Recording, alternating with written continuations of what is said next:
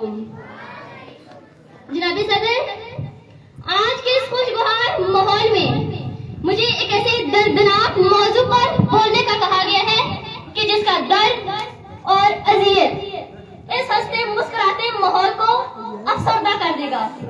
वैसे इसे मैं अपना मौजू कहूँ या फिर उस मुल्क में बसने वाले फर्द की पुकार कहूँ, या अपने सामने बहनों की इज्जत तार तार होते हुए उस बेबस भाई की पुकार कहूँ, या उस मासूम बच्चे की आज़ारी कहूँ कि जिसके सामने भारतीय दरिंदे उसकी माँ को नोच देते हैं। सदर जी वकार, यूं जब ये कश्मीर का मसला ये है कि आलमी दुनिया के सामने हिंदुस्तान का असली चेहरा दिखाया जाए, जो जुल्म कश्मीर की आवाम पर हो रहा है उसे उजागर किया जाए। बल्कि हम तो ये चाहते हैं कि जो करारदादें अक़वाम मुत्तहिदा ने मंजूर की थी उस पर अमल दरामद किया जाए, जो कि हमारी जिम्मेदारियां हैं। इस मौका पर हम कश्मीर की आवाम को ये पैगाम देते हैं कि हम उनकी हर खुशी गमी में शरीक हैं और हमेशा शामिल रहेंगे।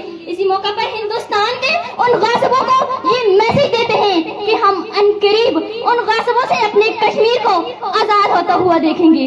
मैं अपने मुल्क पाकिस्तान की उन हजीम हस्तियों से गड़गड़ा कर कहूंगी कि खुदारा हमारी इस आवाज को एक बुलंद सदा तक उठाया जाए, ताकि हमारे कश्मीर की उन माओ बहनों बुजुर्गों की हौसला अफजाई हो सके। ये न सिर्फ हमारी आवाज है बल्कि उस मुल्क में बसने वाले हर एक बुजुर्ग की, हर माँ बेटी की यही आवाज है।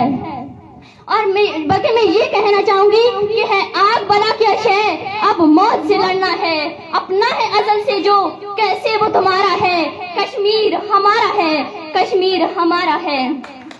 सदर जी वकार, वतन की खाक पर जरा एड़ियां रगड़ने दो, मुझे यकीन है कि पानी यहीं से निकलेगा। सदर जी वकार, ये बहुत ही दर्दनाक मौजू है, जरा गौर कीजिए।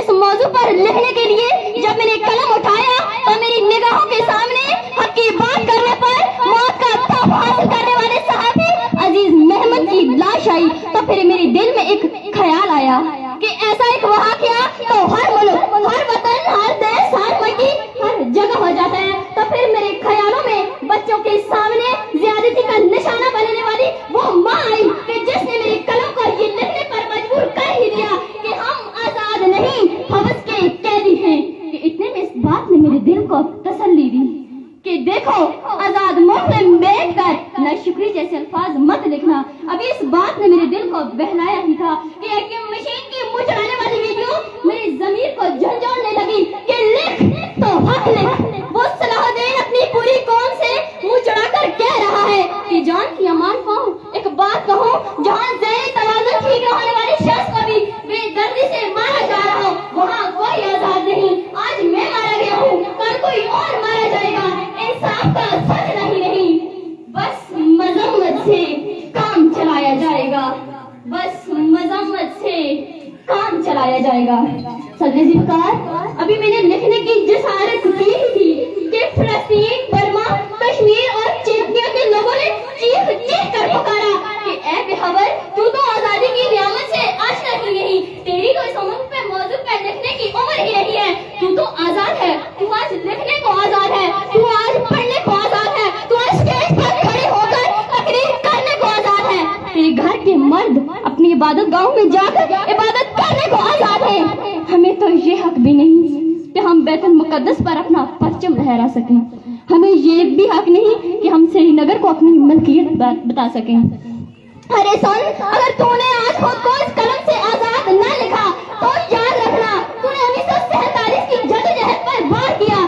तूने लफ्ज़ से आजादी को रस्वा करके बहुत बड़ी नियामत से इनकार किया और तूने खुद को कहदी कहकर कलम का गलत इस्तेमाल किया, और तूने खुद को कहदी कहकर कलम का गलत इस्तेमाल किया। जनाब सदर, ये आवाजें, ये चीखें और ये पुकार मेरी समाज से टकराई, मेरा हाथ कांपने लगा, कलम नीचे गिरा और मैंने इस मौजू पर लिखने से इनकार किया। बिलाखिर मैं इस नतीजे पर पहुंची कि मैं दोनों पहलू बताकर फैसला आप लोगों पर छोड़ा जाए कि क्या हम आजाद हैं। लेकिन सदर जी वकार, रुकिए, फैसला करने से पहले याद रखिए कि हम अपने रुश्द ही नहीं, हम अपने सीना, हम अपने जबर, हम अपने हशम, हम अन बैरून से भी ہم شاعری میں شیرازی، ہم نغمہ گری میں فردوسی، ہم ساز بنے تمل شاہ، ہم ساز بنے تو وارث شاہ، ہم عقل بنے تو شاہ لطیف، ہم وجد بنے، ہم رقص بنے، ہم سچل سرمست بنے، تعلیم کے میدان میں سر سید احمد خان بنے، انسانیت کی خدمت کے لیے عبدالستار احدی بنے، جب جنگ ہوئی تو دلہا دریا کھال بنے، جبکہ امن ہوا تو اکبر کے نور تن بنے۔ آپ کی سماعتوں کا بے حد شکریہ۔